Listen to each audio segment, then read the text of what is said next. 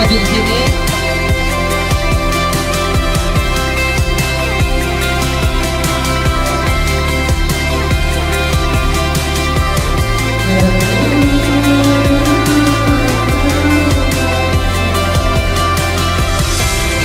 Jika kita sama-sama berkumpul, siapa yang mencontohkan satu kebaikan dari Islam, maka dia bakal dapat pahala dari setiap orang yang meniru kebaikan itu.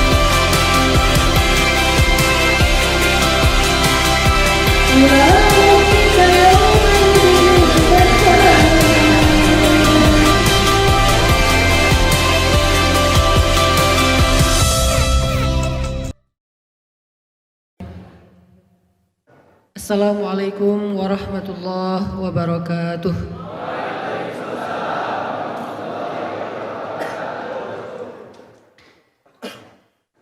Alhamdulillahi rabbil alamin. Alhamdulillahilladzi la yukhayyibu man amalah wa la yaruddu man sa'alah wa la yaqta'u man wasalah. أشهد أن لا إله إلا الله وحده لا شريك له وأشهد أن محمدا عبده ورسوله لا نبي بعده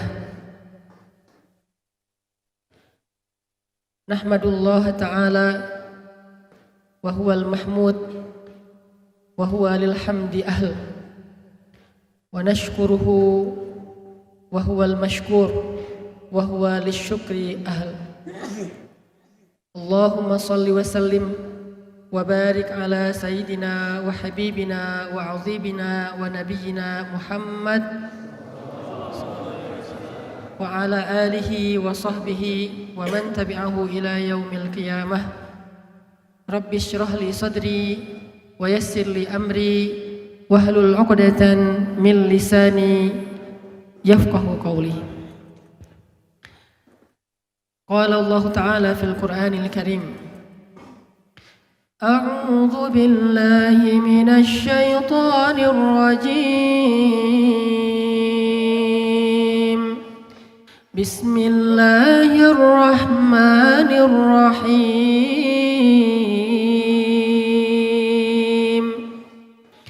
والعصر إن الإنسان لفي خسر إلا الذين آمنوا وعملوا الصالحات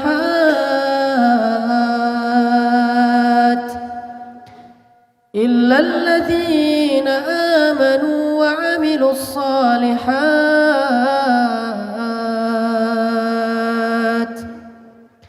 إلا الذين آمنوا وعملوا الصالحات وتواصوا بالحق وتواصوا بالصبر. Shadaqallahul azim. Teman-teman semuanya yang dirahmati Allah Subhanahu wa taala. Malam ini kita bisa dilangkahkan oleh Allah kaki-kaki kita untuk bisa datang ke tempat ini. Moga-moga ini menjadi salah satu di antara bukti yang kita fahami bahwa Allah Subhanahu wa taala sangat perhatian kepada kita.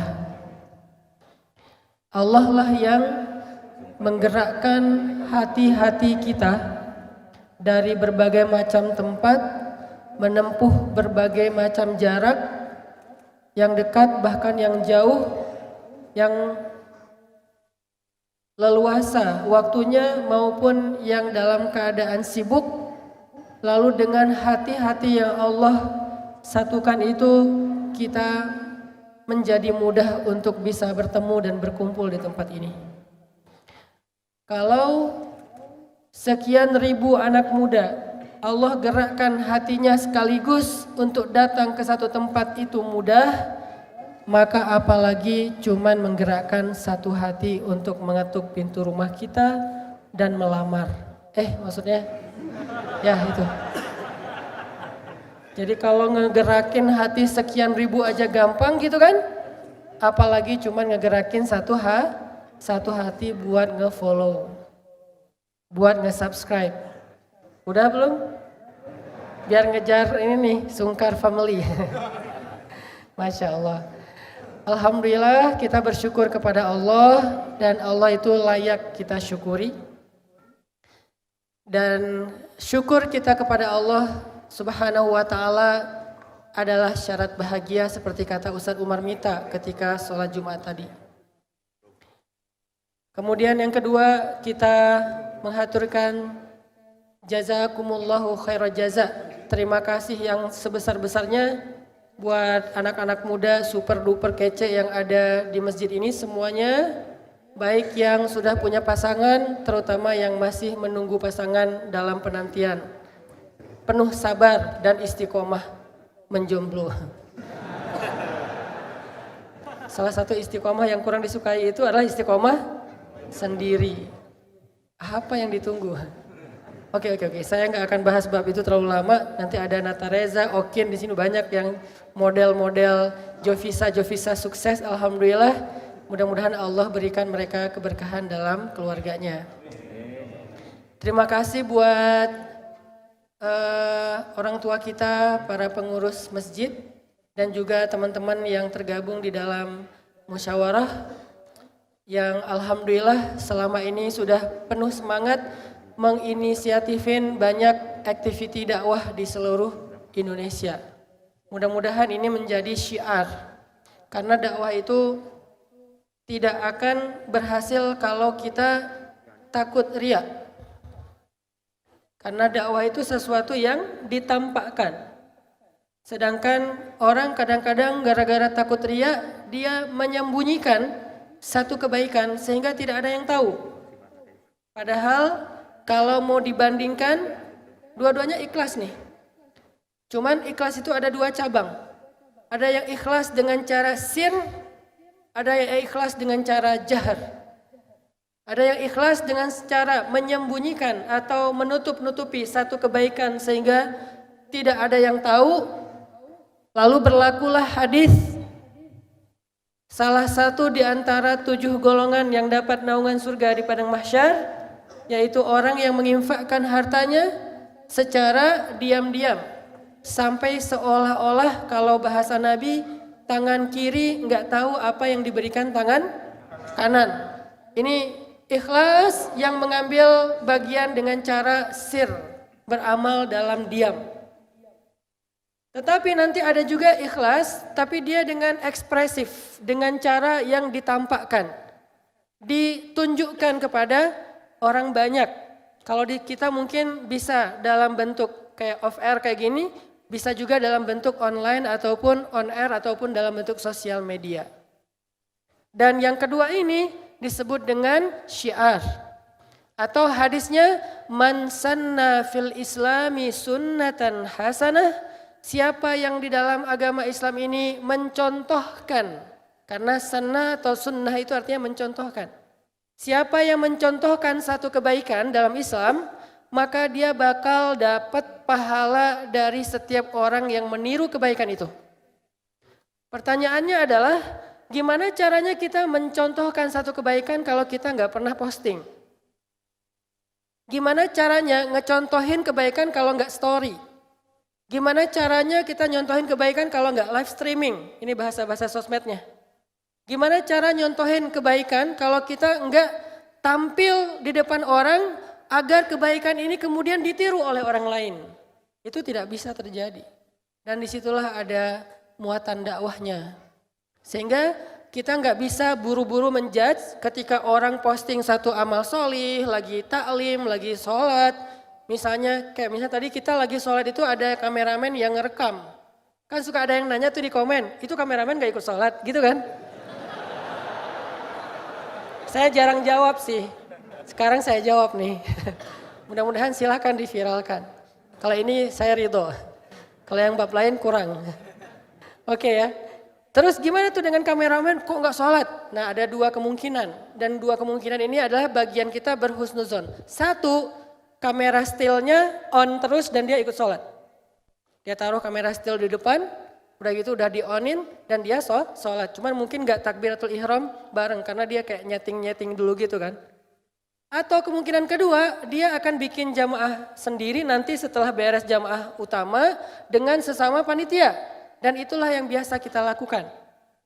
Kalau acaranya yang di luar kota, nah kemungkinan lebih logis lagi adalah karena kameramen panitia ini rata-rata dari teman-teman yang ikut keluar kota, safar, berarti dia sudah menjamak tadi di waktu maghrib.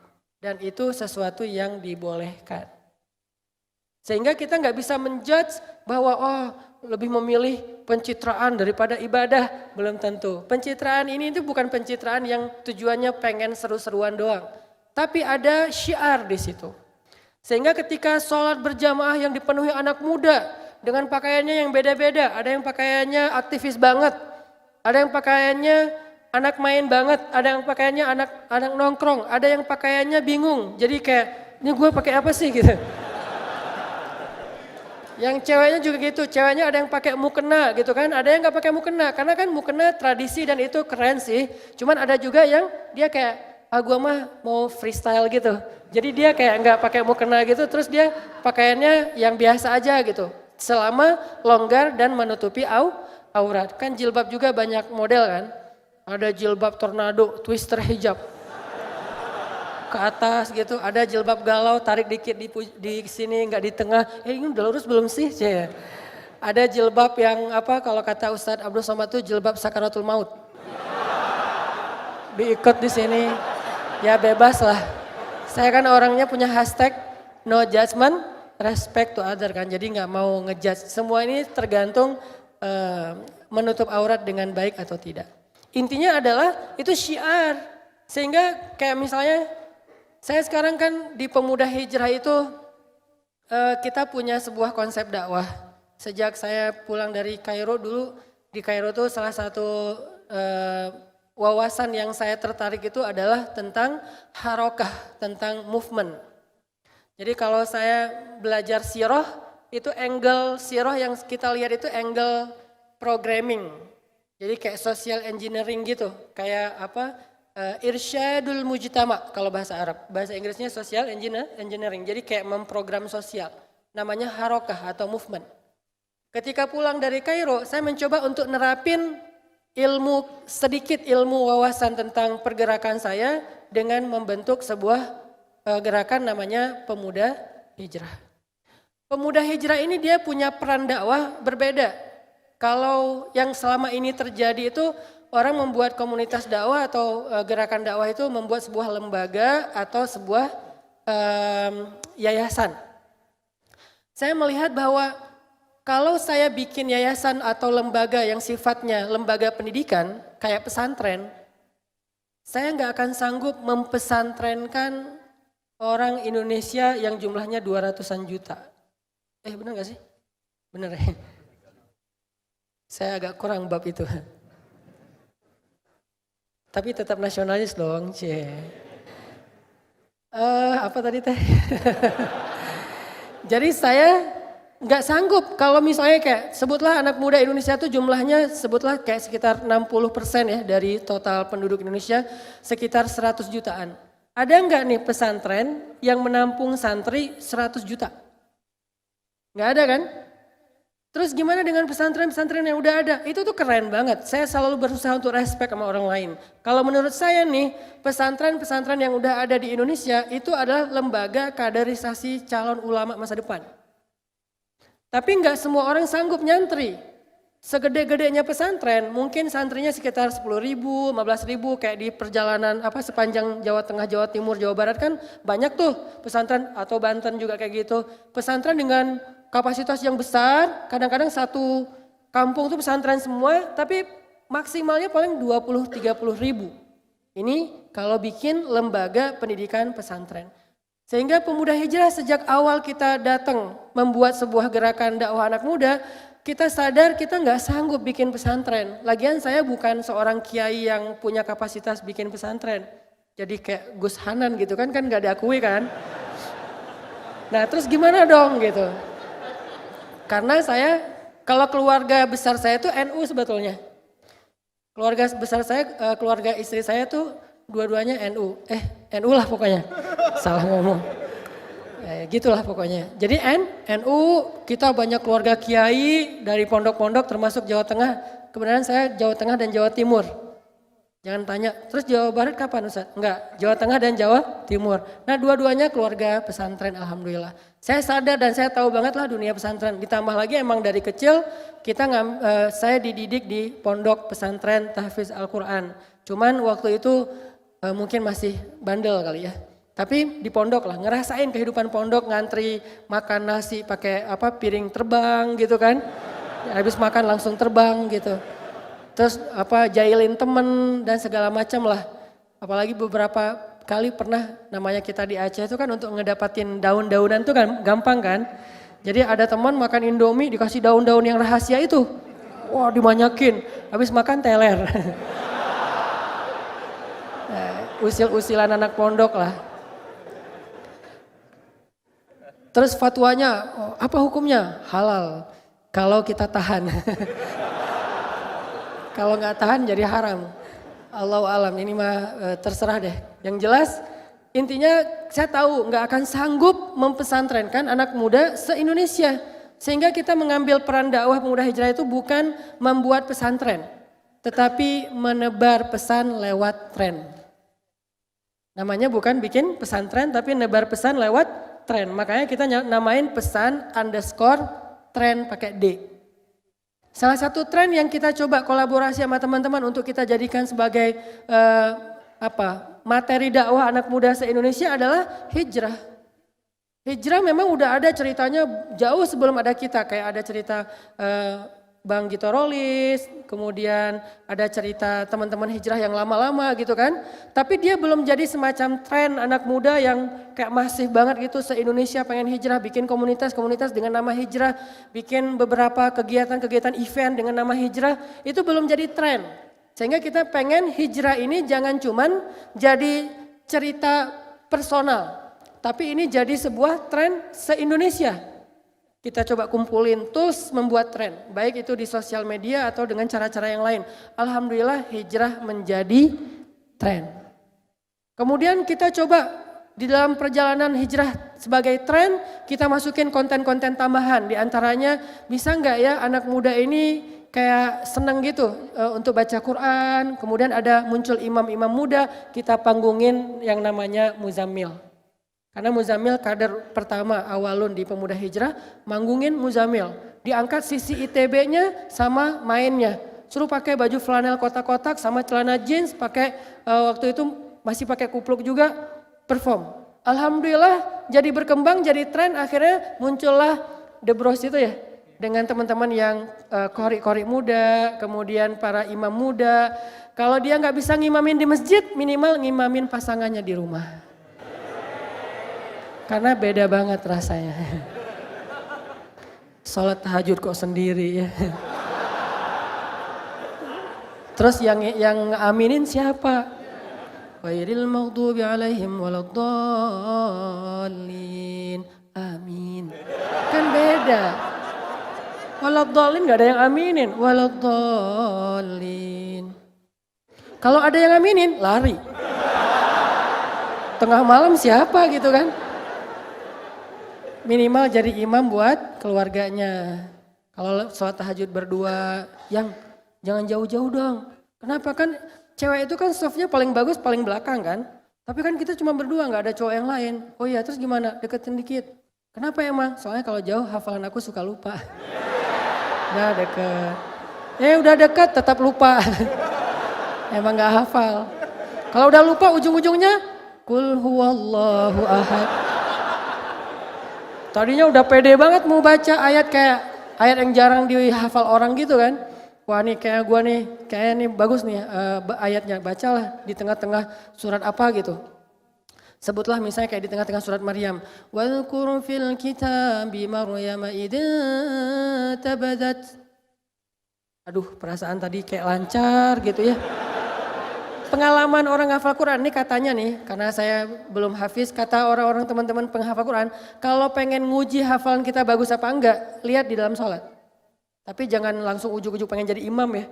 Baru hafal satu halaman, tiba-tiba berdiri di saf depan. Begitu iqamat kayak kedorong gitu, siapa sih yang dorong gua? Tiba-tiba pengen jadi imam aja. Ini bukan saya loh ya, saya kayak didorong-dorong gitu.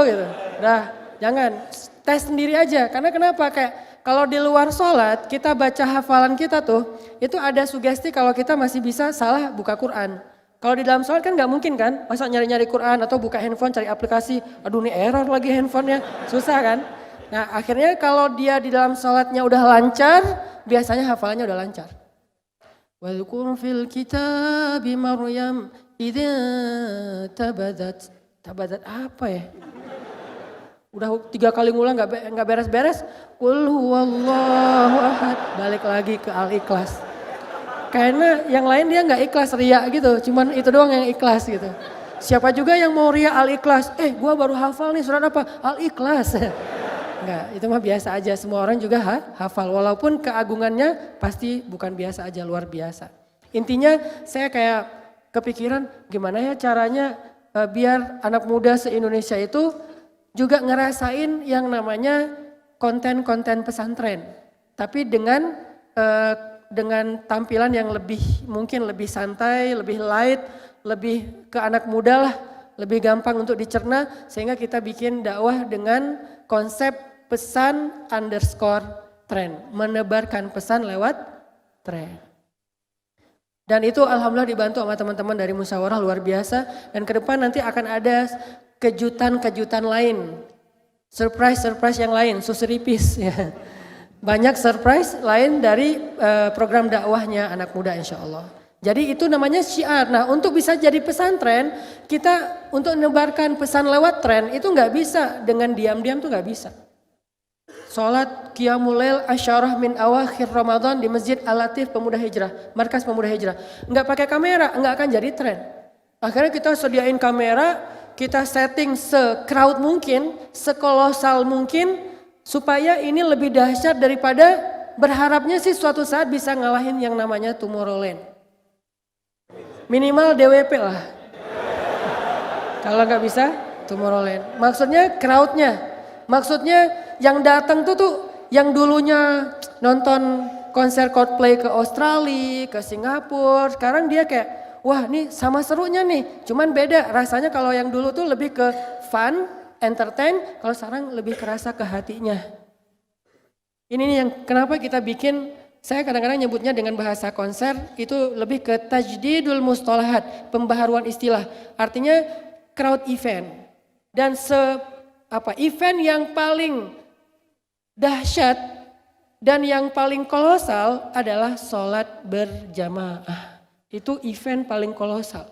Kenapa saya bilang kolosal? Walaupun softnya cuma 1, itu tetap event kolosal. Kenapa? Terutama subuh.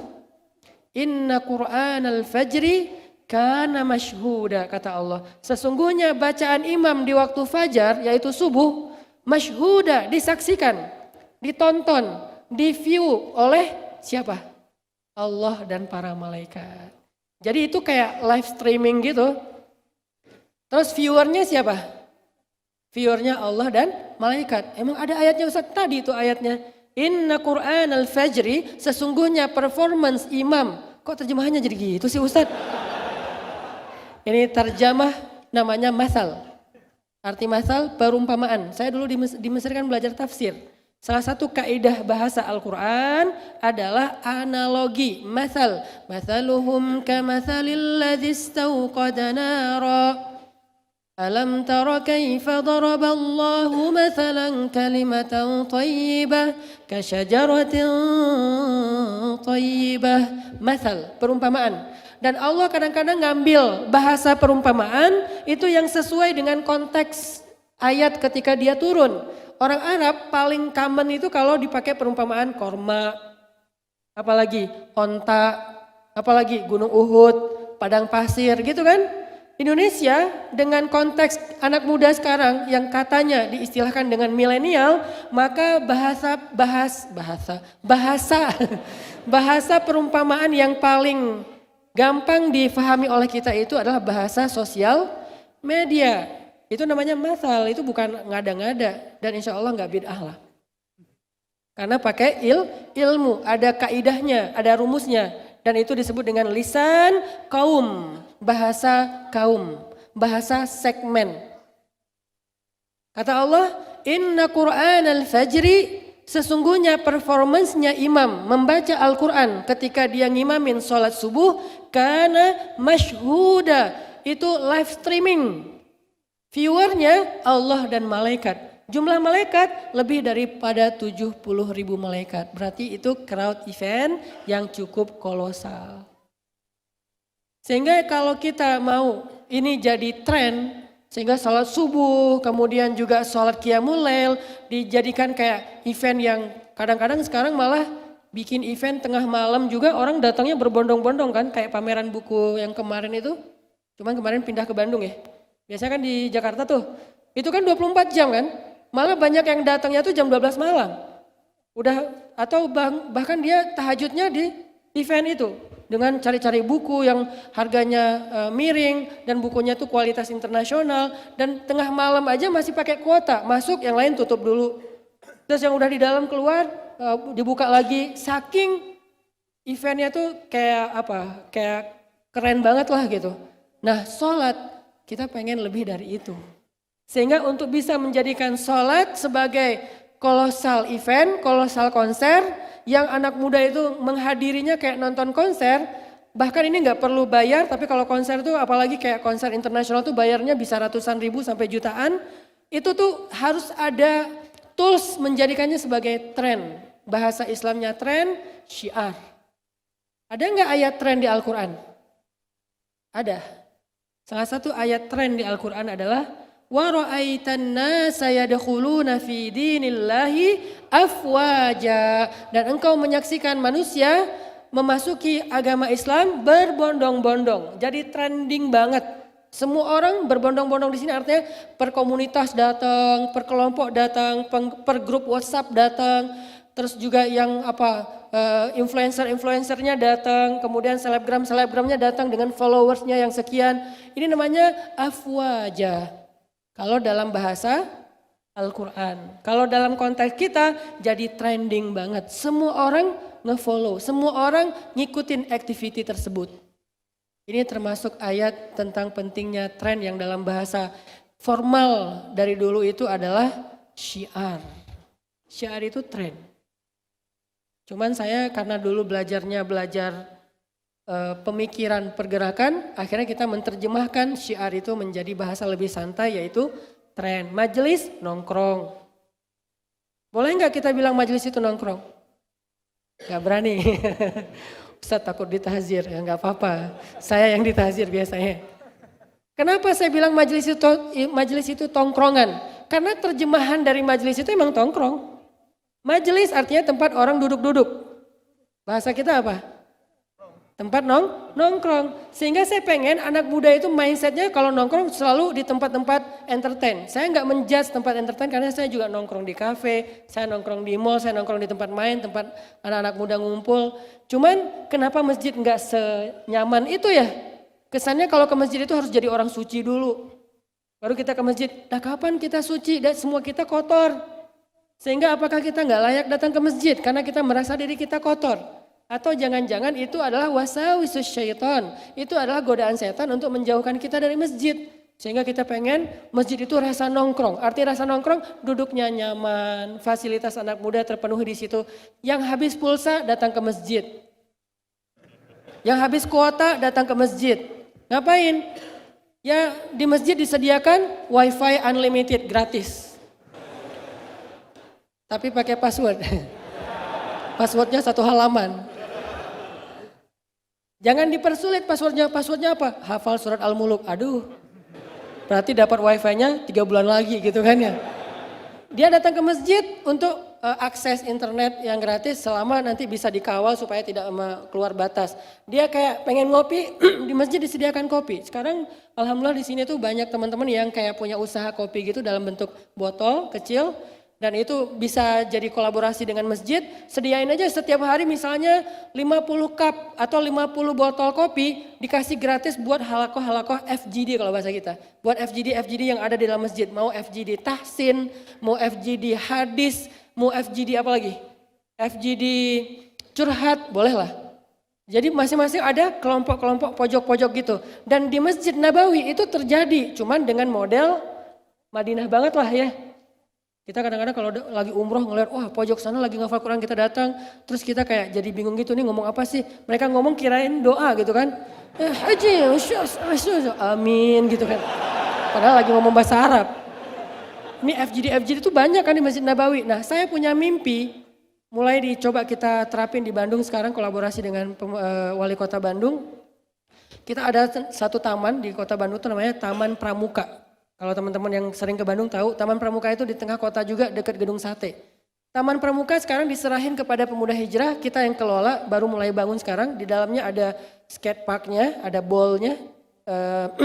Kalau yang pernah ke Bali itu agak mirip-mirip dengan Amplitude. Kalau yang tahu Amplitude di Bali itu tempat nongkrong anak street culture banget lah. Nah kita bikin itu taman, saya pengen kegiatan di Masjid Nabawi yang tadi ada pojok hadis, pojok tafsir, pojok tahsin, pojok segala macam ilmu itu dilakukan di Taman Pramuka dengan konsep yang lebih youth friendly lah, yang lebih anak muda banget gitu. Nah ini sedang kita konsep yang kita sebut dengan pesan_tren. Supaya anak muda itu yang namanya ngaji itu nggak melulu dalam kondisi yang kaku di kelas, di masjid sebaik-baik tempat dan di Taman Pramuka juga kita sediakan musola, belum jadi masjid sih, namanya musola pemuda karena emang belum terlalu besar karena keterbatasan lahan. Tapi insya Allah sekeliling masjid itu jadi aktiviti anak muda yang senternya adalah masjid, itu namanya pesantren dan itu harus lewat konsep syiar. Sehingga alhamdulillah lewat syiar kita bikin kayak 10 malam terakhir nongkrong di masjid untuk ngejar satu malam yang keren banget yaitu Lailatul Qadar. Alhamdulillah udah 2 tahun terakhir kalau 10 malam terakhir itu masjid markas pemuda hijrah itu sampai nutup jalan. Kalau sekarang mungkin sampai ke jalan, alhamdulillah kalau 10 terakhir 2 kali lipat dari yang sekarang. Kebayang gak? Sekarang aja udah luar biasa ya. Itu 2 kali lipat full. Ribuan, puluhan ribu anak muda. Ada yang tatoan, ada yang pakai topi cap ke belakang. Ada yang jalan datangnya bareng geng. Karena mereka selama ini kayak malas banget itikaf. Kesannya itikaf itu amalan bapak-bapak mereka kan. Sekarang itikaf tuh kita itikaf yuk. Tapi bareng geng gitu. Datang bareng geng terus makan bala-bala. Apa bala-bala teh? Bakwan, makan bakwan gitu kan, makan cilok, makan apa, di depan masjid. Kok di depan masjid gak masuk ke masjid? Karena masjid udah penuh dari sejak asar. Malamnya kita sholat 11 rakaat. Kadang 1 juz, kadang kurang, tergantung makmum. Kalau banyak kode ya udah kurangin dikit. Kadang-kadang baru 1 lembar, 2 lembar, belakang udah banyak kode. Ada yang bersin, ada yang batuknya pakai kode, udahan gitu. Oh iya, oke. Langsung Allahu Akbar ya. Jadi banyak kode kan. Ada yang di depan langsung kayak syahid gitu. Jumrak, wah botol masukin ke ruang DKM, kasih minyak angin. Bangun lagi, oh saya di mana ini, saya di mana? Di surga, oh alhamdulillah. Bangkit lagi dia, sholat lagi. Ini semangat lah, semangat anak muda yang luar biasa. Akhirnya kayak penuh gitu sampai ke jalan-jalan mereka pada ikut malam Qiyamul Lail dan nah yang paling penting di situ apa? 1, dia harus syiar, direkam kemudian kita besok diedit jadi 1 menit atau sekian menit ditampilkan di sosial media biar yang lainnya jadi semangat, oh seru ya, akhirnya jadi tren. Masjid-masjid yang lain bikin juga, cuman kadang-kadang gak semua paham toolsnya. Salah satu yang paling penting untuk bisa bikin konser yang kolosal dalam ibadah itu apa? Performance dari talent-talentnya. Siapa talent dalam kondisi ini? 1 muazin. Cari muazin yang baru diputusin. Itu tuh kayak azannya baper banget tuh. Enggak, bercanda. Wow, jadi mulai curhat ya. Silakan curhat di depan. Diputusin fisabilillah ya. Karena hijrah maksudnya. Jadi azannya tuh kayak kenapa gitu kan? Salah aku apa?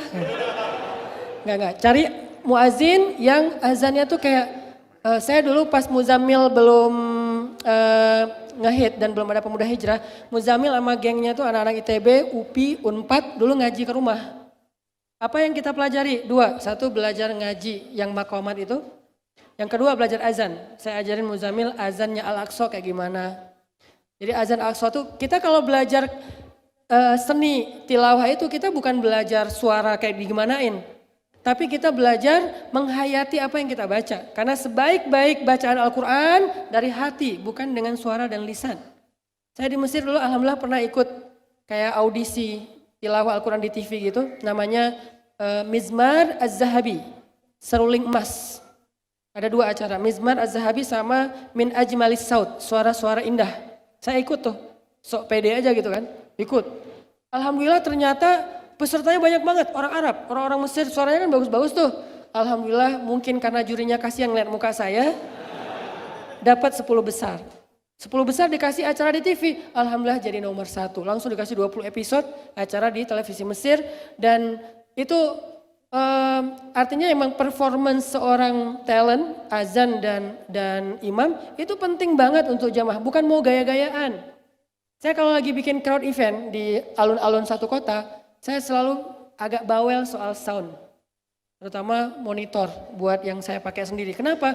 Karena itu akan menentukan saya bagus atau enggaknya performance ketika ngimamin. Kenapa? Buat saya kalau imamnya enggak terlalu mood, enggak dapat nih, kasihan makmumnya. Kita pengen makmum itu tuh kayak bisa ngeblend gitu dengan imam, bisa ikut gitu apa yang dibaca imam, walaupun enggak ngerti. Imam baca apa enggak ngerti. Tapi saya kayak, apa ya kok kerasa banget ya di hati. Nah ini penting nih. Dan targetnya bukan yang di soft pertama. Di soft pertama itu udah pada soleh. Mereka bukan target. Lagian mereka hafal ayat yang dibaca, bahkan mungkin udah berkali-kali dengar di YouTube. Misalnya saya baca Ar-Rahman, album favorit kan. Kok tadi gak dibaca Ustadz? Yang favorit keduanya Al-Qiyamah. Jadi baca Ar-Rahman misalnya. Kan mungkin teman-teman yang di sini itu udah pada bukan hafal lagi. Udah dari segala macam versi. Ar-Rahman versi Muzammil, versi Takim Malik, versi siapa lagi? Ibrahim Quran, versi Cuping dan segala macam, banyak versi. Target saya tuh yang di luar sana, yang nggak ikut sholat, dia kayak cuman penasaran doang, apa sih rame-rame? Nah itu tuh target, makanya sound saya selalu nanya, sound sampai nggak ke belakang. Karena target saya ketika saya ngimamin, yang paling belakang. Kalau di alun-alun tuh yang di luar pagar. Yang mereka nongkrong di luar pagar, ada acara apa sih kayak konser? Gitu kan. Nah dia targetnya, begitu saya sholat, langsung saya ngebayangin muka mereka yang penasaran, antara penasaran dan kayak gak tertarik gitu, maka saya harus performance buat mereka tertarik. Alhamdulillahi Rabbil Alamin. Itu ngebayangin mereka. Kadang-kadang kegeeran, pasti mereka tertarik nih. Sombong gitu. Jadi berharap mereka yang tadinya apa sih lama-lama, wah kayaknya seru juga ya, diam-diam gue ke belakang dulu sakit perut, padahal dia mau wudhu terus sholat diam-diam. Dan itu kejadiannya banyak loh. Efek dari apa? Efek dari sound yang bagus. Tapi kan di zaman Nabi soundnya gak gini-gini amat Ustadz. Nah Nabi itu soundnya tuh super perfect. Kenapa? Salah satu hadis cerita gimana sound system di masa Nabi itu keren. Pernah dengar belum? Soundnya berbentuk mukjizat. Kita kalau nggak bisa mukjizat ya udah yang mahal sound teh. Karena nggak bisa menciptakan mukjizat, kan mukjizat hanya untuk para nabi. Nabi itu soundnya mukjizat loh. Gimana mukjizat? Nabi ketika haji wada itu kan crowd banget kan, lebih dari 100.000 orang tuh berkumpul di Arafah. Nabi itu perform speech di atas mimbarnya di Jabal Rahmah itu tuh nggak pakai sound system mic kayak gini nih.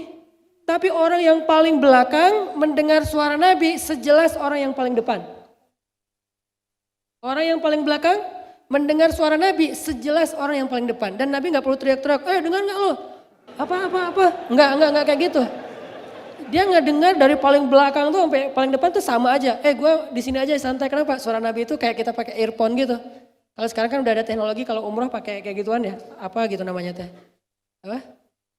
Bluetooth gitu kan, yang dia umroh tawaf terus si pembimbingnya cuman bisik-bisik aja tapi yang lain semuanya ikut. Robbana, terus Robbana serombongan. Kalau dulu kan Robbana, apa Ustadz? Robbana, oh iya. Karena kan lagi tahu kan rame banget tuh. Kalau sekarang udah ada teknologi. Nah teknologi kita itu kalah sama mukjizat Rasulullah SAW. Karena Nabi itu gak perlu teriak-teriak. Ya ahla Makkah. Ya ma'syara Quraisy, tapi kedengarannya sampai ujung. Masya Allah. Dan suara efeknya tuh, desainnya tuh udah dari langit. Settingannya, operatornya, mixernya tuh udah di langit. Jadi pas banget, reverbnya pas, low-nya pas, mid-nya pas, height-nya pas. Jadi kayak di monitornya dapat, di PA-nya dapat. Apa tuh Ustadz? Saya juga nyontek. Pokoknya gitulah. Suaranya bagus banget. Sehingga buat saya sound system masjid itu tuh penting banget. Jangan diremehin. Kadang-kadang kita kayak bikin masjid itu bagus, soundnya irit. Sound cuma 50 juta. Padahal maaf teman-teman kita, saudara kita non muslim yang di gereja, sound gereja itu paling murah tuh 1 M loh. Makanya kalau teman-teman yang senang ngoprek-ngoprek sound digital yang ada di komputer tuh yang aplikasi, kan ada menu katedral kan. Suka ada menu suara katedral, sound effect katedral. Ada enggak sound effect masjid? Nggak ada kan, karena masjid tuh nggak standar soundnya. Kalau katedral itu standar, sampai ada hall, katedral, apalagi banyak kan. Tapi masjid nggak ada, karena masjid yang standar soundnya tuh cuma Masjidil Haram sama Masjid Nabawi. Yang kalau kita jadi jamaah di mana aja suaranya sejelas di depan gitu. Dan efeknya tuh dapat banget. Nah ini buat saya penting, kenapa? Biar semuanya terasa di hatinya. Karena ada cerita lucu di Al-Latif, pemuda hijrah. Kita lagi sholat maghrib waktu itu. Saya baca pas Al-Qiyamah juga. Ada satu anak muda, dia lagi kayak main gitu ke temennya di kos-kosan dekat masjid. Cuman karena lagi rame di kos-kosannya, dia mau ke toilet penuh. Akhirnya dia ke masjid. Kan salah satu tempat nyari toilet itu biasanya kalau nggak ke pom bensin masjid kan. Nah dia ke masjid nih. Ke masjid, memang harusnya toilet masjid memang Masya Allah harus yang sangat layak gitu. Dia ke masjid, masuk aja ke toilet di Al-Latif, duduk di toilet. Sound kita tuh kan surround kan, jadi ke toilet juga kedengaran dong. Pas saya ngimamin, baca Al-Qiyamah, la uqsimu biyaumil qiyamah. Dia lagi duduk. Tiba-tiba dapat hidayah. Masya Allah kan ya, kita nggak nyangka kan. Bukan dapat hidayah dalam rangka itu, enggak. Allah kasih dia hidayah lewat asbab dia punya hajat dan masjid memfasilitasi. Dia duduk, ini apa ya? Kayak suara dari langit, cie. Dia ngomong kayak gitu, dia keluar dari toilet terus dia mojok gitu dalam masjid. Duduk di pojok, dengerin, gak sengaja dia netesin air mata. Dia kayak dapat banget di hatinya. Tapi dia gak ikut sholat, kenapa? Udah lupa cara sholat. Dan dia kayak gak pede gitu mau sholat, ini baju saya bersih gak ya, ya udah gue duduk aja di pojok yang penting dengerin. Karena kayak sayang banget ngelewatin bacaan ini. Itu denger di pojok, sampai beres nangis, pulang ke rumah entah gimana kejadiannya. Minggu depan dia datang lagi udah siap dengan pakaian sholat, ikut taklim, ditelepon sama ibunya, orang Makassar. Kamu di mana? Di masjid. Hah? Kok bisa kamu di masjid? Ibunya gak percaya dia di masjid. Kalau dia di tempat-tempat hiburan ibunya, oh ya udah lanjutkan gitu. Tapi kalau di masjid ya, kamu kenapa? Heran gitu kan orang tuanya.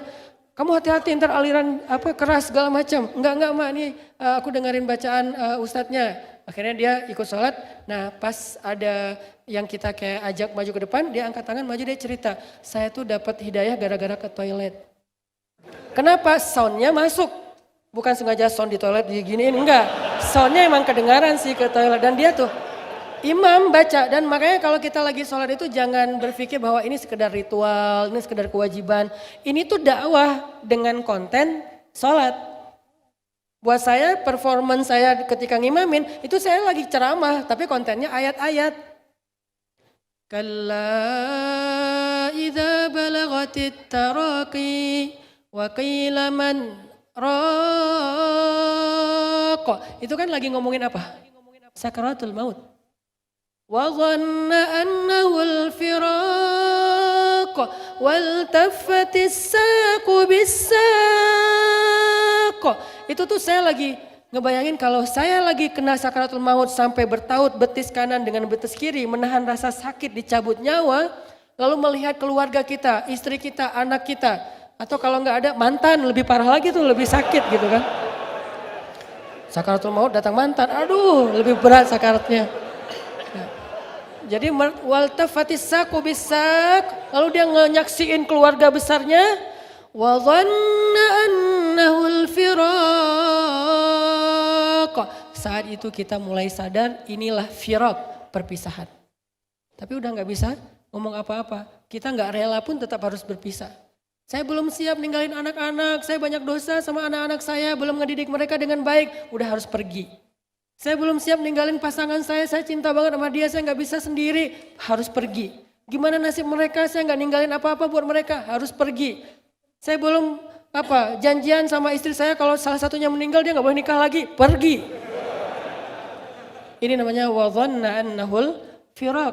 والتفت الساق بالساق إلى ربك يومئذ المساق. Udah kembali kepada Allah. فلا صدق ولا صلى ولكن كذب وتولى. Dulu dia di dunia gak mau sedekah, gak mau sholat.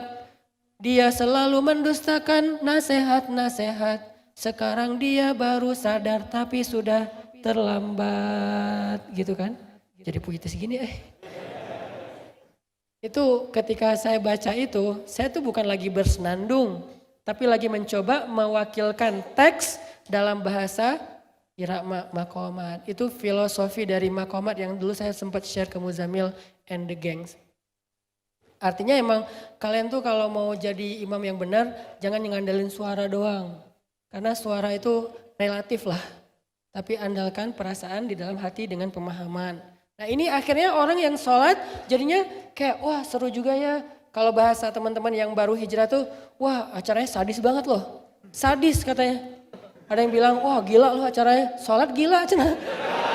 Ini kan bahasa-bahasa yang masih namanya juga orang baru kan, ya nggak apa-apa lah. Yang penting buat dia gila itu artinya keren gitu kan. Gila itu artinya seru, gila itu artinya wah gue dapat banget pas sholat kemarin. Cuman dengan bahasa santainya mereka. Intinya itu syiar. Itu namanya syiar. Sehingga kita nggak bisa menjudge buru-buru ketika ada orang kayak misalnya lagi posting kebaikan, tilawah atau apa. Wah ria lo. Belum tentu. Karena yang tahu isi hati hanyalah Allah, kemudian dia sendiri. Pakai kata kemudian, jangan dan. Kadang kita suka bilang Allah dan dia, Allah dan saya gitu kan ya. Bukan, Allah kemudian saya. Kenapa kemudian? Karena kita tahu setelah Allah memberi kita tahu. Allah yang maha tahu, kita sendiri kadang gak tahu. Pernah ngerasa kayak gak ngerti tentang isi hati kita sendiri? Kenapa ya? Saya pengennya sih gak tertarik, tapi kok tertarik ya sama dia? Kenapa saya gak bisa maafin dia sih? Kenapa kok saya gak bisa lupain dia sih? Itu kan kita gak ngerti kan? Karena Allah belum memahamkan kita. Kalau Allah pahamkan, oh ya sih gue ngerti sekarang kenapa. Itu kadang-kadang kita suka lupa bilangnya Allah dan saya. Enggak, berarti sama-sama tahu dong. Enggak, Allah kemudian kita. Kalau bahasa Arab itu disebut dengan summa, bukan wa. Kalau wa itu kesannya kayak selevel banget gitu sama Allah. Artinya kita nggak bisa menjudge, oh ini ria nih, ini sombong nih, ini apa segala macam, nggak bisa. Karena kita nggak tahu isi hatinya. Cukup nahkum bizzawahir. Kita berhukum dengan yang tampak. Yang nggak tampak, ya udah kita kembalikan kepada Allah. Tampaknya apa? Dia sholat, ya udah keren ya. Tampaknya apa? Dia ngaji, keren ya. Tampaknya dia apa? Bantu orang lain di jalan, keren ya. Tampaknya dia apa? Dia kayak lagi bikin proyek sosial, keren ya. Yang tampak, jangan selalu ngelihat hal yang sifatnya batin. Padahal yang tahu isi batin seseorang itu wa asirru qaulakum awijharu bih innahu alimun bidatis sudur. Dan kita nggak tahu. Jadi buat teman-teman, syiar sosial media itu salah satu cara kita mengekspresikan keikhlasan kita dengan syarat kita jaga ria. Saya yakin kita nggak maulah ibadah karena pengen pamer. Ngapain sih ibadah pengen pamer kan ya?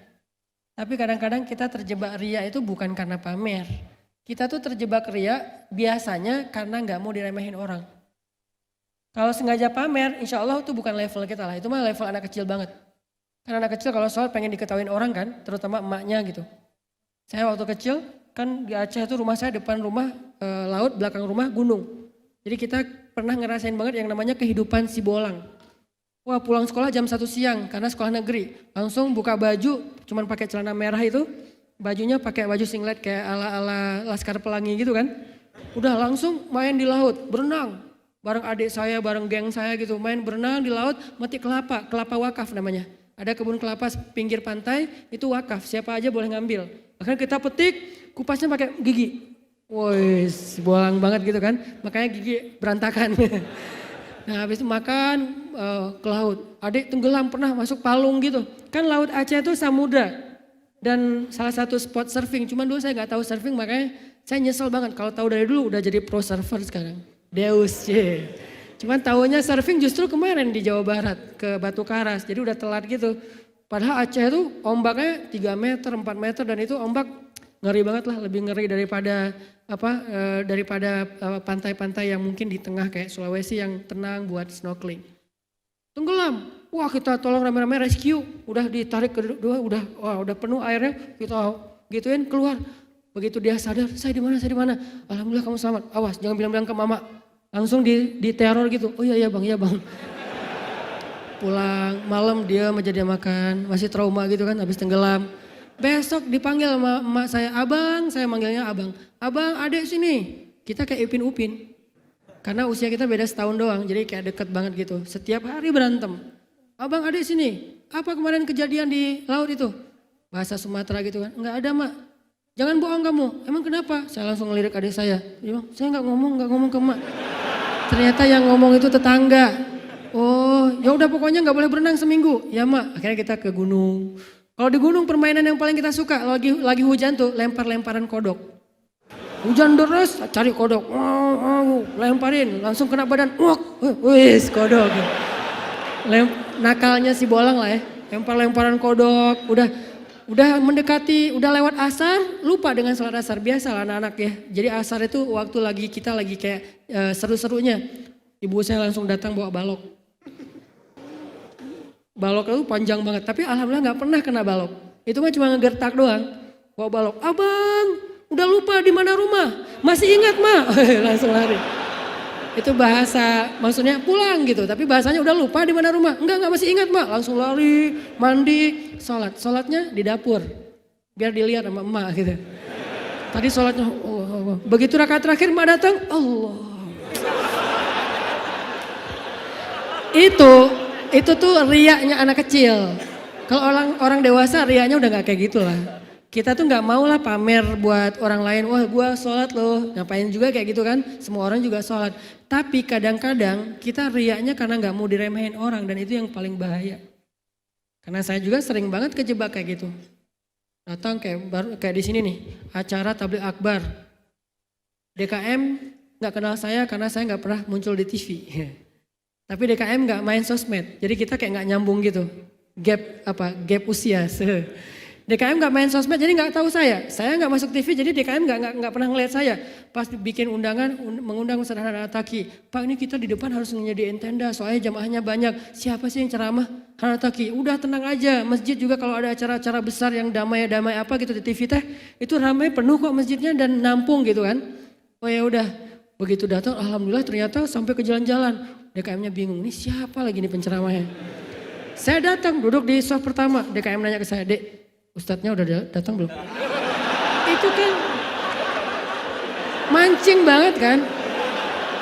Kenapa? Pakaiannya gini, pakai baju biasa, pakai kupluk, gak ada yang nyangka itu ustadz. Dek, udah datang belum ustadznya? OTW pak. Oh iya.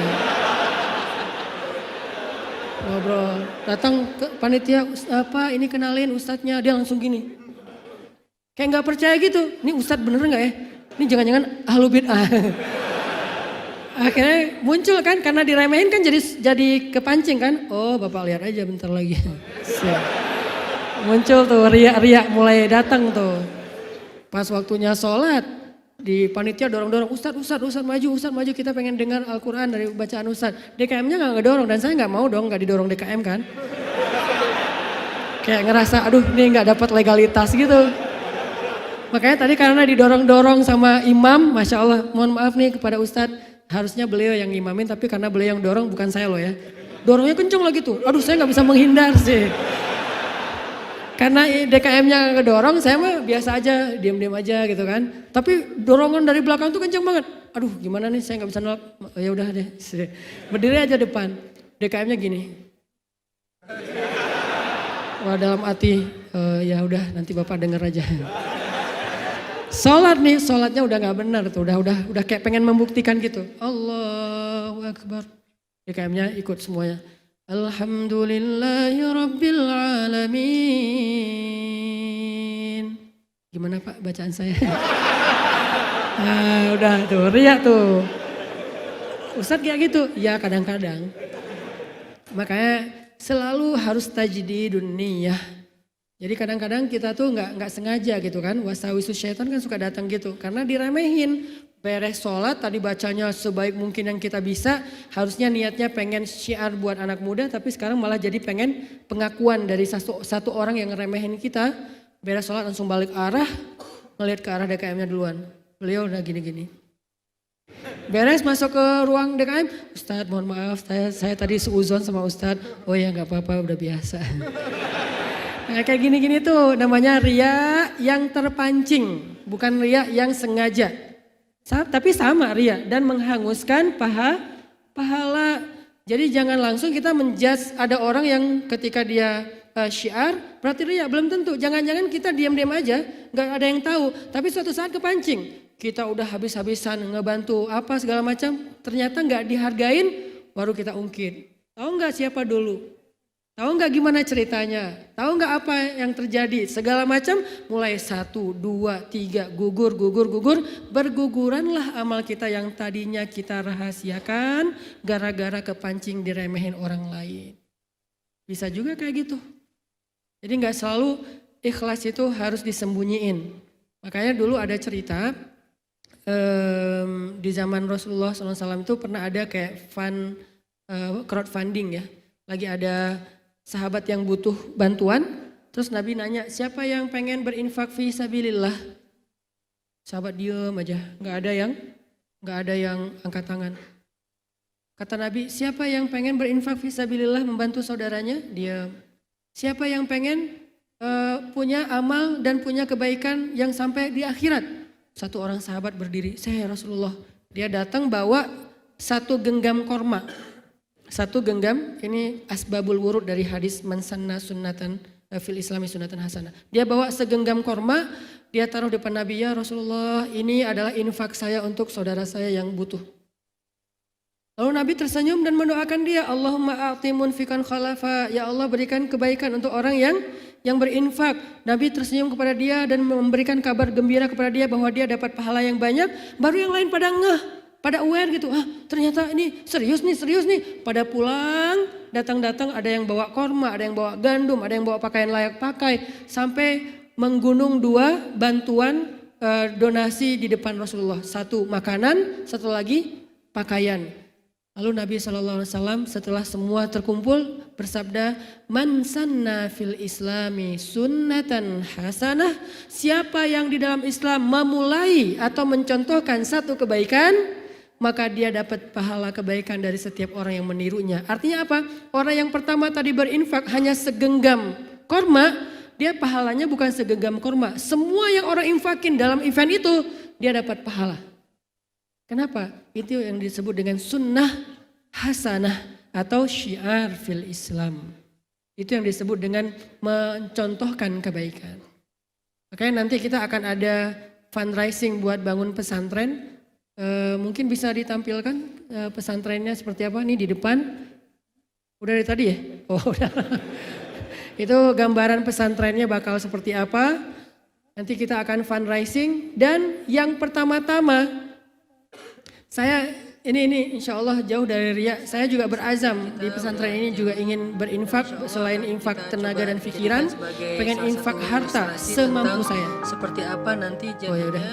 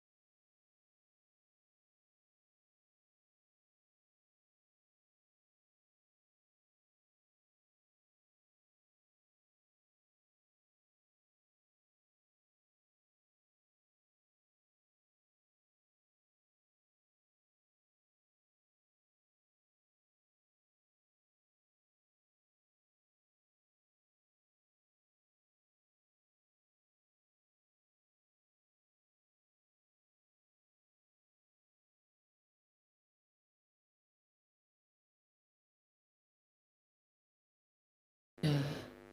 Itu gambaran kurang lebih grand plan-nya pesantren kita, tapi akan bertahap. Alhamdulillah sekarang kita udah membebaskan lahan di daerah Soreang, Kabupaten Bandung. Karena kalau di kota Bandung kita ada Taman Pramuka. Lagian udah susah nyari lahan sekitar 3 hektar di kota Bandung, udah nggak mungkin. Akhirnya kita coba agak sedikit pinggir. Jadi kita bilang tuh ada tempat untuk daily, ada tempat untuk weekly. Weekly-nya tuh untuk kayak sholat Jumat seminggu sekali. Nah ini pesantren ini kita bikin agak sedikit di pinggir, tapi di situ tuh anak muda bakalan jadi tempat nongkrong. Kebayang nggak kita nongkrong sambil ngopi gitu kan? Kafe itu kan hanya istilah pembaharuan dari warung kopi. Jadi konsepnya tetap aja warung kopi, orang ngopi, tapi kopinya kopi rakyat gitu, kopi anak-anak muda dengan produk-produk lokal. Nah kita ngopi di situ, begitu azan, menjelang azan 10 menit itu keluar 1 minute booster. Tentang keutamaan sholat jamaah dan itu udah ada LED-nya, kemudian sound-nya udah di mana-mana. Sehingga orang sambil ngopi itu udah dengerin keutamaan sholat berjamaah itu apa aja. Begitu azan langsung pada tutup sementara, sholat berjamaahnya nggak jauh-jauh. Selama ini kalau kita nongkrong mau sholat jamaah itu di basement atau di tempat yang kayak musola kecil gitu kan. Jadi kurang kayak dapet gitu. Kalau sholatnya kayak gini tapi sekelilingnya itu tempat nongkrong kan nyaman nih. Masjidnya kayak gini tapi sekelilingnya memang tempat nongkrong. Dan kita bisa memudahkan anak muda untuk punya lifestyle tapi nggak jauh dari agama gitu. Nah nanti kita akan fundraising. Terus saya memotivasi nih teman-teman, kita coba praktekin semangat para sahabat untuk tadi. Man sanna fil Islam sunnatan hasanah. Apa maksudnya? Orang yang pertama-tama beramal lalu dilihat orang lain kemudian ditiru, itu pasti beda banget pahalanya dengan yang meniru. Kalau kita yang niru kita dapat pahala amal soleh kita sendiri. Kalau kita ditiru, kita dapat pahala amal soleh kita sendiri plus amal soleh orang yang meniru. Jadi agak-agak mirip dengan MLM sih, karena ada share reward gitu kan. Cuman ini MLM pahala. Yang pertama paling gede, yang kedua dapat juga, yang ketiga makin kesini tuh dia makin banyak share dan makin banyak dapat share dari yang lain yang meniru dia. Intinya adalah di sini berlaku kalimat والسابقون السابقون أولئك المقربون. Apa artinya? Tahu nggak kenapa ada 2 kata sabikun di surat Al-Waqiah itu? Was-sabiqun as-sabiqun. Kenapa ada sabikun? Maksudnya was-sabiquna fid dunya fahumus sabiquna fil akhirah. Orang yang sabikun itu musabaqah, berlomba-lomba, saling mendahului. Orang yang pertama-tama berlomba-lomba dalam kebaikan di dunia, mereka juga yang pertama-tama dan duluan masuk surga. Itu maksud dari ayat tersebut. Jadi kalau kita mau nanya siapa orang yang duluan masuk surga Ustadz? Maka perhatikanlah siapa yang paling selalu di awal dalam beramal solih. Baik itu sholat jamaah di shaf pertama, datang duluan, maupun yang lain-lain termasuk amal sosial. Amal-amal yang sifatnya bermanfaat buat orang lain. Dia selalu yang angkat tangan. Salah satu contohnya adalah Abu Bakar As-Siddiq.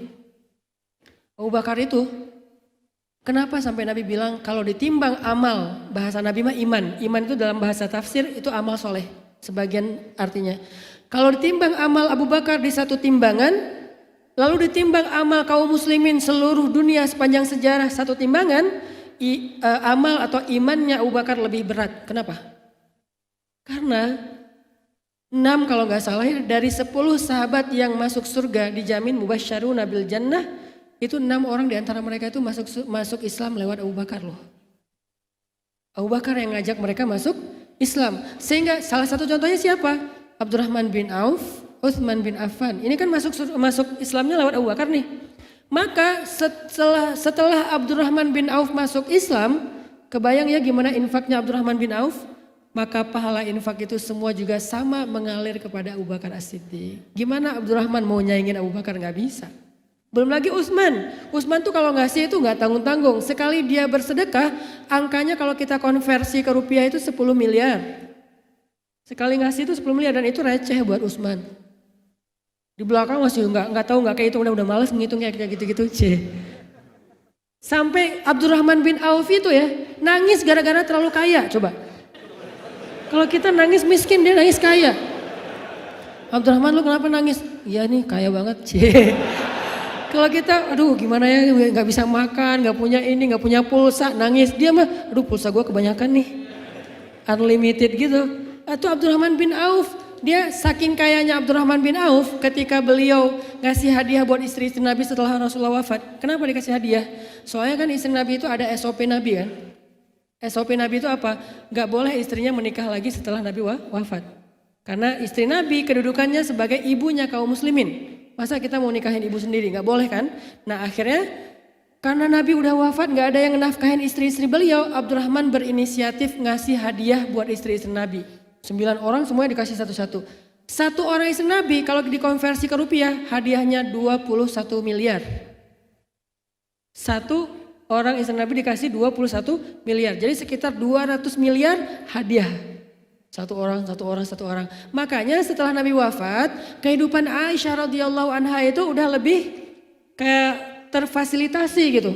Kalau dulu lebih ke zuhud dan luar biasa qanaahnya. Kalau sekarang walaupun tetap hatinya zuhud dan hatinya qanaah, cuman secara fasilitas hidup udah terpenuhi. Sehingga muncul komen dari ponakannya Aisyah. Apa komennya? Kalau bahasa sosmed sekarang dia kayak story gitu. Terus dia nge-tag Aisyah, dia bilang, @Aisyah sekarang udah beda dengan yang dulu. Gitu bahasanya. Ternyata itu di-capture oleh sahabat, di-forward ke Aisyah. Aisyah tuh lihat, Abdullah kayak gitu tuh ininya, story-nya. Aisyah marah. Akhirnya kalau ini bahasa sosial media, Aisyah broadcast, demi Allah saya nggak akan mau lagi ketemu dengan @Abdullah_Zubair. Abdullah bin Zubair. Gak mau ketemu lagi. Di capture lagi nih sama orang ketiga namanya Namimah, ngadu domba ya. Dia capture, di forward lagi ke Abdullah. Abdullah tuh Aisyah marah sama kamu. Abdullah kaget. Loh Aisyah marah sama saya salah ngomong nih. Langsung delete tuh story-nya. Tapi kan udah ketahuan. Akhirnya datang ke Aisyah. Aisyah gak mau maafin sampai Abdullah meluk kakinya Aisyah. Karena itu kan bibi itu kan muhrim kan. Dipeluk kakinya Aisyah.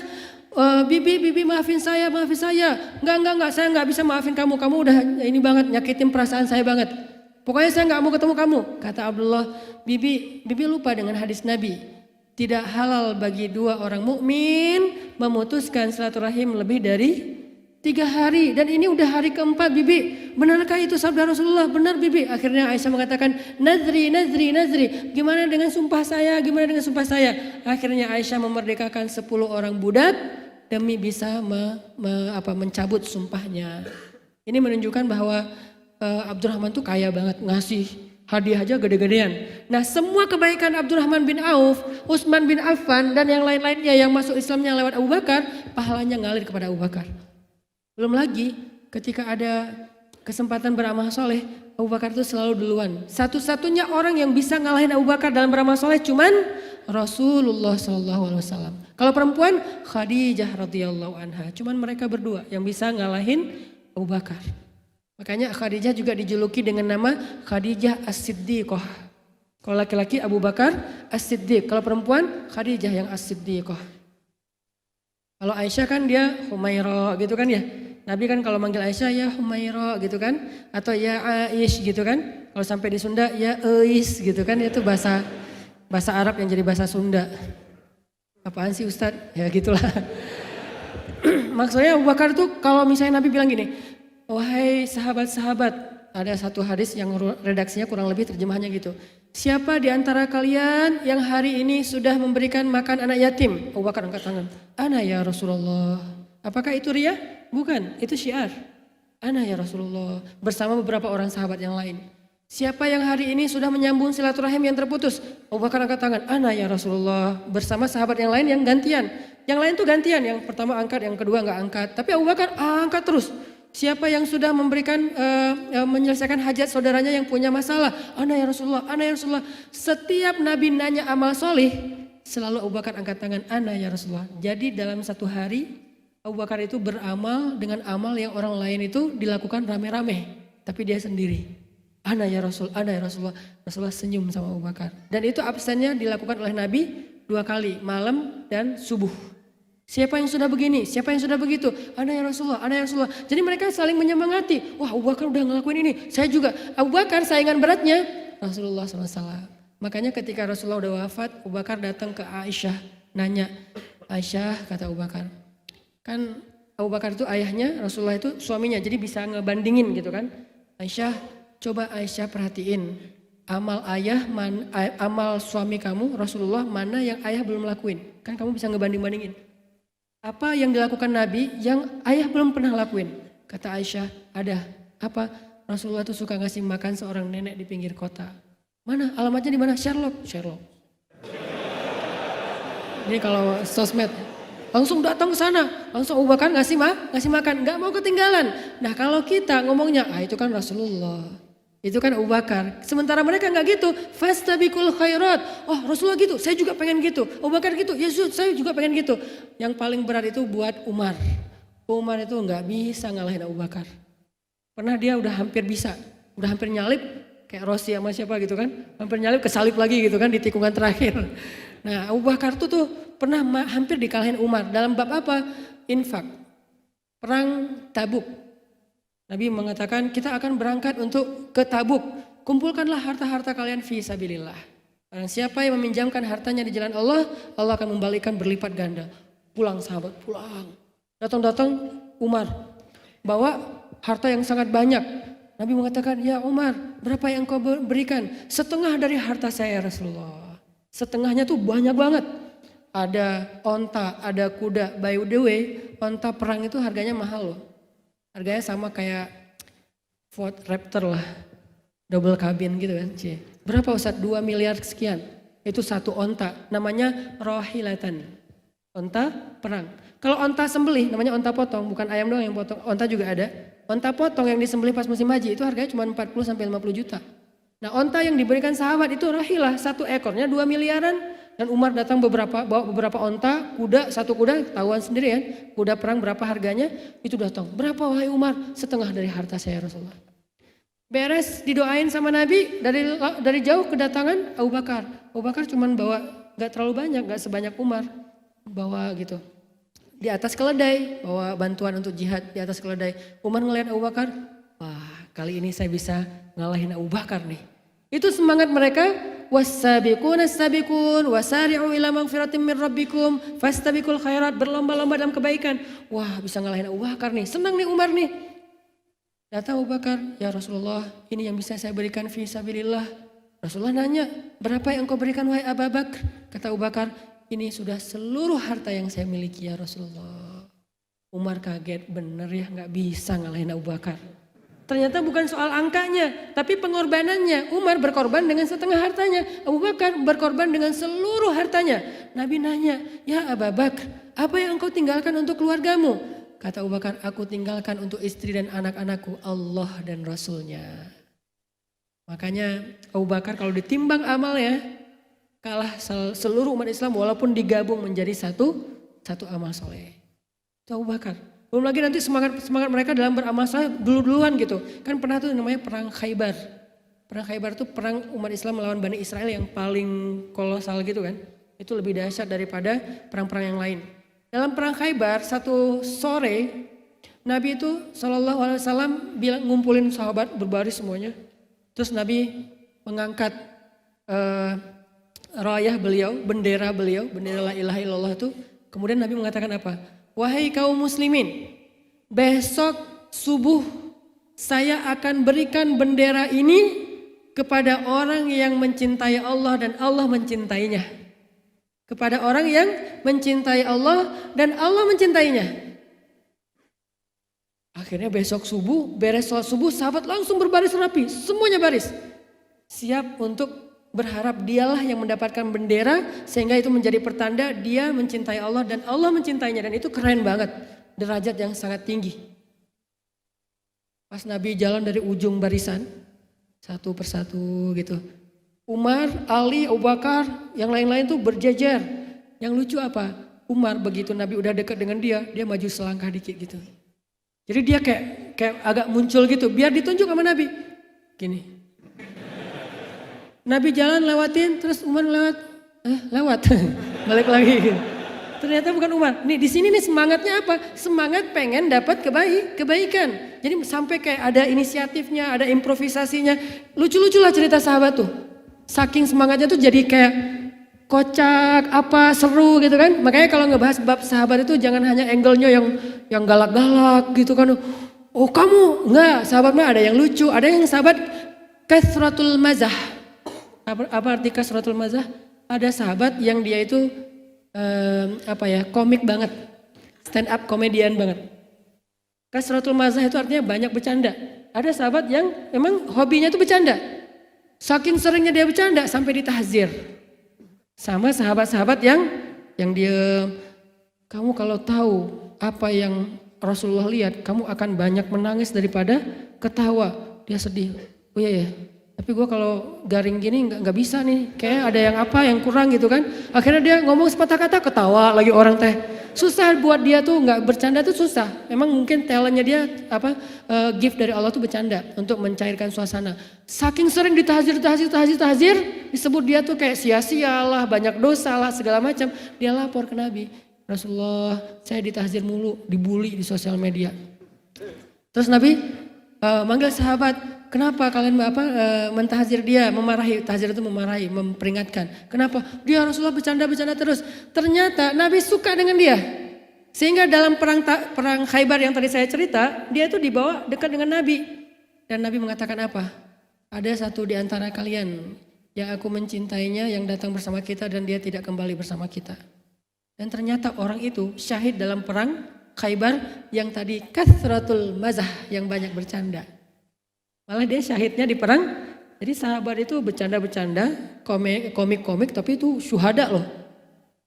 Kalau kita kan mungkin gak bercanda aja, biasa-biasa aja gitu kan. Ini bercanda aja syahid. Saking kerennya sahabat. Jadi angle-angle sirah sahabat itu emang, saya kalau baca sirah kan banyak buku-buku sirah yang tebal-tebal. Makanya kalau cari buku-buku sejarah jangan yang tipis. Itu detail ceritanya tuh gak dapet. Kalau mau buku yang detail, yang cerita-cerita kecil ada, cari yang tebal. Cuman sayangnya berbahasa Arab. Gundul pula. Ini apa kok keriting semua gitu. Ya udah deh. Nah, tadi Rasul keliling. Umar udah ke depan, nggak ditunjuk sama Nabi. Umar sedih. Duh, bukan saya berarti. Abu Bakar udah gini-gini senyum-senyum. Gitu-gitu. Rasulullah lewat. Bukan saya. Kemudian sahabat yang lain juga udah gitu-gitu, udah kayak kegeeran gitu, lewat. Ternyata Rasulullah SAW memberikan bendera itu pada siapa? Ali bin Abi Thalib. Semuanya mengatakan beruntung sekali Abu Hasan, beruntung sekali Abu Hasan. Ini semangat mereka, fastabiqul khairat. Selalu saya Rasulullah, angkat tangan bergantian. Termasuk ada kasus masalah pohonnya anak yatim itu. Pohon korma yang di sebelah anak yatim, milik Abu Lubabah. Abu Lubabah punya satu pohon korma di sebelah rumahnya anak yatim. Kalau jatuh buah kurma, karena rumah anak yatim di Arab itu kan gak ada atapnya, soalnya mereka bukan musim hujan. Jadi jatuhnya ke dalam rumah anak yatim, diambil dimakan karena dipikir ini kayak ada haknya dia di situ kan. Lagi dipegang di mulutnya anak yatim, bisa-bisanya si Abu Lubabahnya ini, tapi Abu Lubabah ini salah satu ahli Badar. Gimana juga beliau ahlu Badar, orang keren banget lah. Cuman masing-masing orang ada kelebihan dan kekurangan. Diambil tuh dari tangan anak yatim, lagi ditaruh di mulutnya. Jangan, ini kan punya saya, kenapa kamu ngambil? Akhirnya anak yatim lapor ke Rasulullah. Ya Rasulullah, saya baru mau makan, ditarik sama Abu Lubabah. Dipanggil Abu Lubabah, ya Abu Lubabah kata Nabi. Nabi kan kalau ngomongnya pelan kan, enggak, ya Abu Lubabah, enggak langsung Allah berfirman, enggak, dinasehatin dulu pelan-pelan. Ya Abu Lubabah, mau enggak kamu aku tawarkan pohon korma di dalam surga yang kamu berjalan di bawah naungannya 100 tahun belum keluar dari naungan dahannya. Saking lebat dan besarnya pohon korma itu.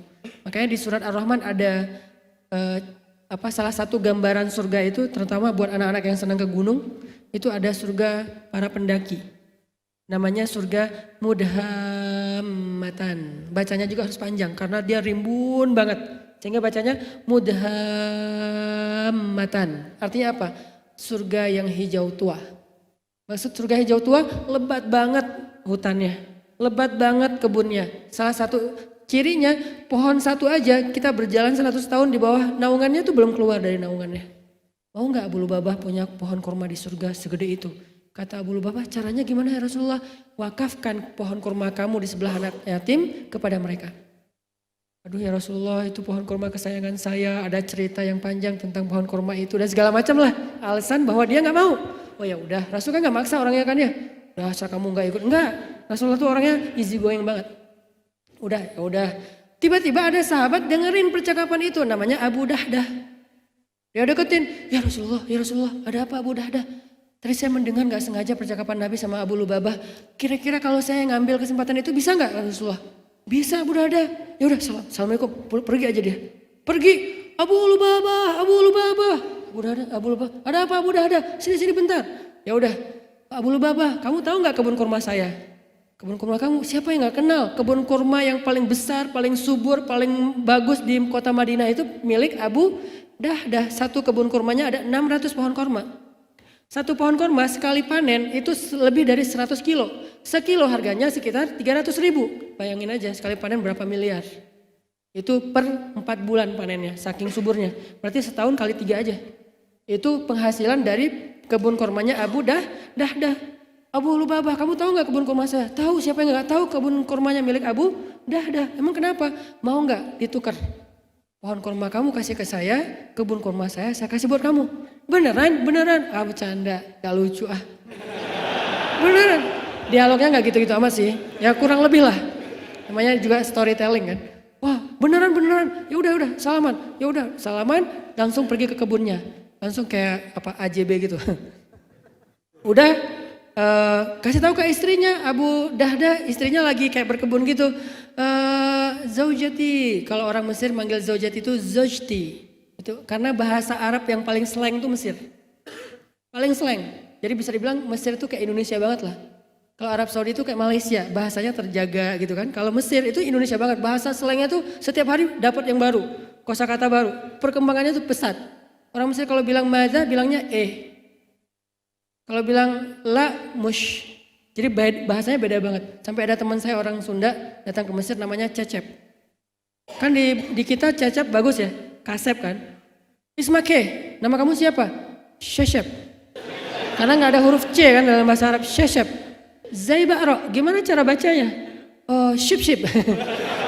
Ship dalam bahasa slang Mesir artinya sendal jepit. Hah, ship. Di apa? Kata Abu Dahdah, zaujati. Jadi manggil istri bisa zaujati, kalau gaulnya tuh zaujti, bisa juga mereka manggilnya ana. Manggil istri ana. Kok manggilnya ana sih saya? Maksudnya kamu itu aku banget. Kayak ruhi wa albi gitu kan. Albi itu artinya jantungku, jiwaku. Jadi kayak ana lah pokoknya. Ana gitu. Ya anta.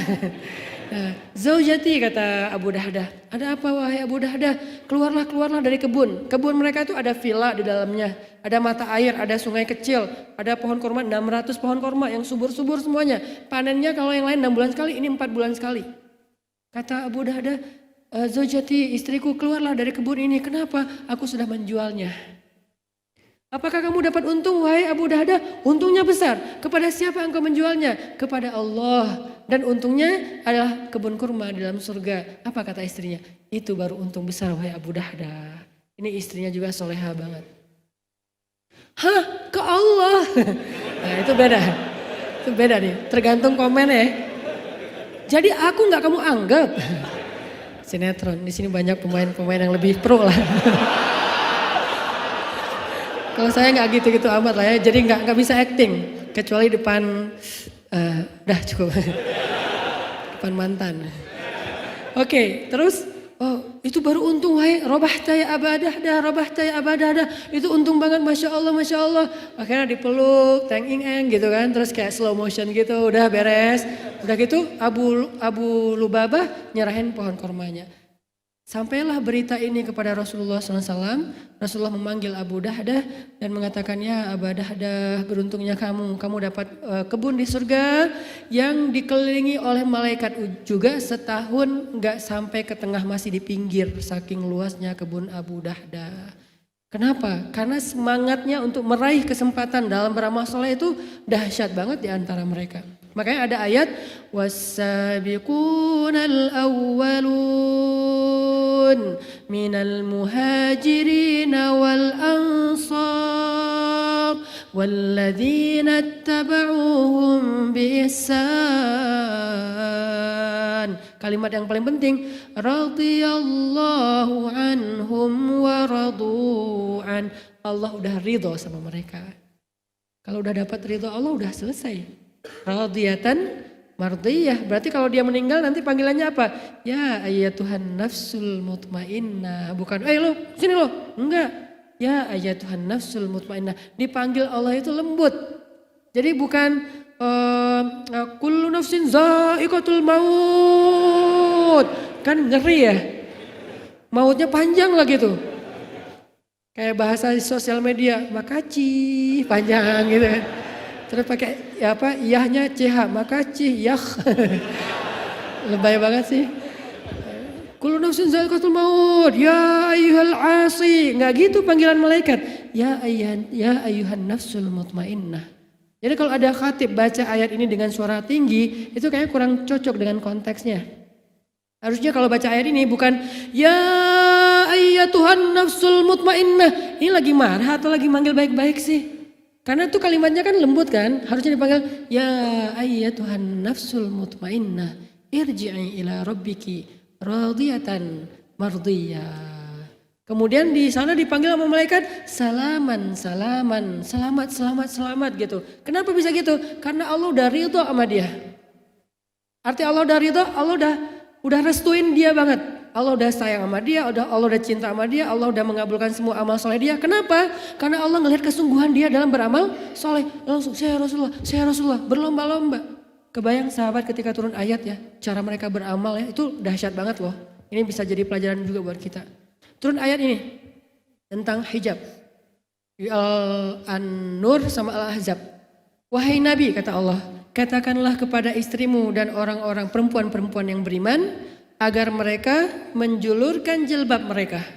Itu membuat mereka lebih mudah dikenal dan membedakan dengan orang yang tidak beriman. Turun ayat ini, Nabi ngumpulin sahabat-sahabat yang cowok-cowok. Nabi bacain, wahai kaum muslimin, udah turun ayat untuk kalian. Oh ya Rasulullah, bacain Rasulullah. Dibacain sama Nabi, baru selesai dibacain. Mereka gak nungguin Rasulullah tafsirnya, Rasulullah hadisnya, Rasulullah wawasannya, tausiah. Kok tausiah cuma satu ayat? Enggak. Ini hebatnya sahabat. Begitu beres dibacain satu ayat, mereka langsung salamin Nabi. Ya Rasulullah, saya pulang dulu ya. Ngapain? Mau ngasih tahu istri tentang ayat ini? Gitu semangatnya. Ya Rasulullah, saya pengen pulang. Saya mau ngasih tahu istri. Emang kamu udah nikah? Oh ya belum. Lupa. Saking semangat gitu. Jadi kayak pengen langsung diamalin. Yang udah nikah langsung pulang. Istriku, anakku yang perempuan gitu. Udah turun ayat tentang kalian. Masya Allah. Langsung duduk di dalam rumahnya. Mereka siap-siap didengarkan bacaan ayat itu. Ketika dibacakan ayatnya, langsung seketika itu juga mereka menutup kepala mereka dengan apa yang ada di tangan mereka. Ada panci pakai panci, ada jemuran pakai jemuran. Pokoknya itu yang disebut dengan spontanitas dalam beramal soleh. Bahasa Islamnya tuh wasari'u ila maghfiratin min rabbikum wa jannat. Kayak gitu banget. Turun lagi ayat, lan tanalul birra hatta tunfiqu mimma tuhibbun. Tidaklah sempurna kebaikan kalian sampai kalian menginfakkan harta yang paling kalian cintai. Assalamualaikum, waalaikumsalam, pulang, semuanya pulang. Jadi turun satu ayat pulang. Jadi kalau saya baca sekarang, kalimatan khafifatan alal lisan, habibatan ilar rahman, sakilatan fil mizan. Dua kalimat yang mudah diucapin dengan lisan, tapi Allah suka banget dengan kalimat itu dan nanti memberatkan timbangan banget ketika dihisap oleh Allah. Apa itu Ustaz? Subhanallah wa bihamdih, subhanallahil azim. Langsung katakan subhanallah wa bihamdih, subhanallahil azim. Bukan oh gitu ya. Bukan gitu. Bukan gitu cara kita beramal. Langsung ngomongin. Kalau saya misalnya teman-teman dengar tausiah dari Ustaz, kecuali khatib Jumat ya, jangan langsung ditinggalin. Akhirnya sholat Jumat tinggal khatib sama muazin. Kemana? Beramal. Langsung mereka pulang beramal. Lan tanalul birra hatta tunfiqu mimma tuhibbun, pulang. Datang-datang ada yang bawa onta, ada yang bawa kuda, ada yang bawa keledai, ada yang bawa bakal, ada yang bawa harta, ada yang bawa korma. Inilah barang yang paling saya cintai ya Rasulullah, saya infakkan fi sabilillah. Gitu cara mereka beramal soleh. Yang terakhir, kisah seorang sahabat, kalau nggak salah namanya Tolhah. Ketika Nabi sedang sibuk menggali parit Khandak dalam keadaan capek luar biasa, Tolhah pulang ke rumahnya ngomong kayak gini ke istrinya, istriku, yuk kita potong seekor kambing, untuk memberi makan buat Rasulullah SAW. Tapi kita nggak punya kecuali cuma satu kambing, cukup nggak? Nggak apa-apa, aku akan undang Rasul aja, nggak akan undang yang lain. Oh ya udah, anak kambing kecil yang cuma dimakan berempat laki-laki. Potong kambing, bikin roti gandum. Siangnya Tolha datang nemuin Rasulullah, ya Rasulullah, saya undang Rasulullah nanti sore makan di rumah saya, ada kambing bakar. Tolha ngomongnya japri ke Rasul kan, Nabi nge-broadcast. Kata Nabi, kaum muslimin, Tolha ngundang kita makan di rumahnya. Tolha pas baca broadcast itu di grup, langsung, nggak live grup sih, langsung pergi gitu. Pulang ke rumahnya, istriku bingung, ada apa Tolha, musibah kata Tolha. Kenapa? Aku ngundang Rasul, ternyata Rasul ngundang rame-rame. Ini cukup nggak makanan kita? Mana warung Padang jauh-jauh lagi nih, nggak bisa go food gitu kan. Akhirnya kata istrinya dengan tenang, Tolha, siapa yang mengundang mereka? Engkau atau Rasulullah? Kata Tolha, Rasulullah, aku cuma ngundang Rasulullah, tapi Rasulullah ngundang yang lain. Lapar lagi tuh yang lainnya. Kata istrinya, Tolha, kalau Rasulullah yang mengundang biarkan saja. Sami'na wa ata'na. Sore-sore datang. Makan enak nih kita kan. Berapa jumlah mereka? Ratusan orang pada lapar semua datang ke rumah Tolha yang kecil. Akhirnya gak bisa masuk, duduk di luar rumah. Tolha dari dalam diam aja, nih gimana nih caranya nih. Akhirnya Rasulullah mengatakan, Tolha, keluarkan makanan itu dalam keadaan tertutup dengan kain. Jangan buka kainnya. Ya Rasulullah, dikeluarin. Ini ada alamat, saya juga malam ini gak makan nih kalau kayak gini. Terus kata Nabi, Tolha, edarkan makanan itu, gilirkan kepada sahabat, minta mereka ngambil daging dan roti dengan syarat tidak membuka tutupnya, cuma dari bawah gitu ngambil. Gak boleh dibukain yang mana, yang bagian paha atau apa, enggak. Ngambil aja. Ngambil 1 orang, 2 orang, Tolha ngeliatin, aduh ngambilnya banyak banget. Wah, satu-satu. Sebanyak kita nih yang ada di dalam ruangan masjid ini satu-satu. Kambing cuma 1 kecil, dibagi semuanya udah pada dapat jatah. Tolha ngeliat kok gundukannya tuh masih utuh, gak berkurang gitu kan. Aduh ini gimana nih, saya gak dapat jatah. Udah beres semuanya, pada makan, wah enak ya, udah beres, pulang. Udah pulang baru tinggal Nabi dengan Tolha dan istrinya. Tolha, sekarang tinggal kita bertiga, coba buka. Pas dibuka masih utuh.